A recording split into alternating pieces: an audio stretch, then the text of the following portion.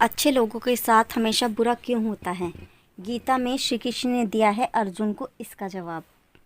गीता सार, आपने भी महसूस किया होगा कि जो लोग अच्छे कर्म करते हैं वो परेशान रहते हैं, वहीं जो बुरे कर्म करते हैं वो खुशी से रह रहे होते हैं। अच्छे कर्म करने वाला परेशान होते हैं कि आखिर उन्हें इतनी परीक्षा क्यों देनी पड़ रही है, जबकि जो अधर्म की राह में हैं वो खुश हैं और ज़िंदगी का लुत्फ़ उठा रहे हैं। अगर आपके मन में भी ये सवाल आया है तो आज हम आपको इसका जवाब देंगे। ये जवाब वो है जो भगवद गीता में लिखा है और श्री कृष्ण ने अर्जुन को दिया था। भगवद गीता में वर्णित कथा के अनुसार जब भी अर्जुन के मन में कोई दुविधा होती थी तो वो श्री कृष्ण के पास पहुंच जाते थे। एक बार की बात है, अर्जुन भगवान श्री कृष्ण के समीप आकर कहा कि वो दुविधा में है और इसका जवाब वो श्री कृष्ण से चाहते हैं। श्री कृष्ण ने पूछा कि क्या सवाल है? अर्जुन ने कहा, मुझे ये जानना है कि अच्छे लोगों के साथ हमेशा बुरा ही क्यों होता है, वहीं बुरे लोग खुशहाल दिखते हैं। अर्जुन के मुंह से ऐसी बातें सुनकर श्री कृष्ण मुस्कुराए और कहा, मनुष्य जैसा सोचता है और महसूस करता है वैसा कुछ नहीं होता है, बल्कि अज्ञानता की वजह से वो सच्चाई नहीं समझ पाता है। अर्जुन उनकी ये बात समझ नहीं पाए। इसके बाद श्री कृष्ण ने क्या कहा वो जानते हैं क्या? श्री कृष्ण ने अर्जुन से कहा, पार्थ, मैं तुम्हें एक कथा सुनाता हूँ। उसे सुनकर तुम समझ जाओगे कि हर प्राणी को उसके कर्म के हिसाब से ही फल मिलता है। प्रकृति हर किसी को अपनी राह चुनने का मौका देती है। अब वो मनुष्य की इच्छा पर निर्भर करता है कि उसे धर्म की राह चुननी है या अधर्म की। कथा शुरू करते हुए श्री कृष्ण ने कहा, एक नगर में दो पुरुष रहा करते थे। एक पुरुष व्यापारी था जिसके जीवन में धर्म की बहुत महत्वता थी। वो पूजा पाठ में यकीन रखता था। वो हर रोज़ मंदिर जाता था और दान धर्म भी किया करता था और हर रोज़ भगवान की पूजा करता था। वहीं दूसरा पुरुष बिल्कुल विपरीत था। वो हर रोज़ मंदिर तो जाता था लेकिन पूजा करने नहीं, बल्कि मंदिर के बाहर से जूते चप्पल चुराने। उसे दान और धर्म से कोई लेना देना नहीं था। समय बीतता गया और एक दिन बहुत ज़ोर की बारिश हो रही थी। इस वजह से मंदिर में पुजारी के अलावा कोई नहीं था। यह बात जब दूसरे पुरुष को पता चली तो उसने कहा कि ये सही मौका है मंदिर का धन चुराने का। पंडित से नज़र बचाकर उससे मंदिर का सारा धन चुरा लिया।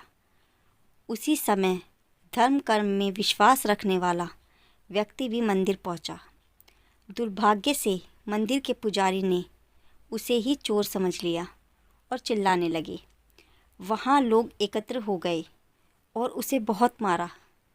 किसी तरह वो बचते बचाते वहाँ से निकला तो दुर्भाग्य ने उसका साथ वहाँ भी नहीं छोड़ा। मंदिर के बाहर वो एक गाड़ी से टकरा गया और घायल हो गया। फिर वो व्यापारी लंगड़ाते हुए घर जाने लगा तो रास्ते में उसकी मुलाकात उस पुरुष से हुई जिसने मंदिर से धन चुराया था। उसने कहा, आज तो मेरी किस्मत ही चमक गई। एक साथ इतना सारा धन मिल गया। ये सब देखकर उसे बहुत बुरा लगा और उसने अपने घर से भगवान की सारी तस्वीरें निकाल दी। कुछ सालों बाद दोनों पुरुषों की मृत्यु हो गई।